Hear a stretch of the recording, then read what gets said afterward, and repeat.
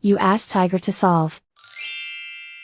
This deals with linear equations with one unknown.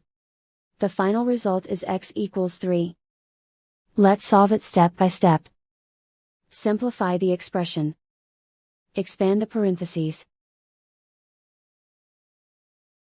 Simplify the arithmetic. Multiply the coefficients. Expand the parentheses. Multiply the coefficients. Simplify the arithmetic. Group like terms.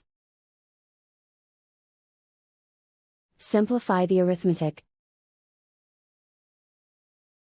Group all x terms on the left side of the equation. Add 5x to both sides. Group like terms. Simplify the arithmetic. Group like terms. Simplify the arithmetic. Group all constants on the right side of the equation. Add 7 to both sides. Simplify the arithmetic.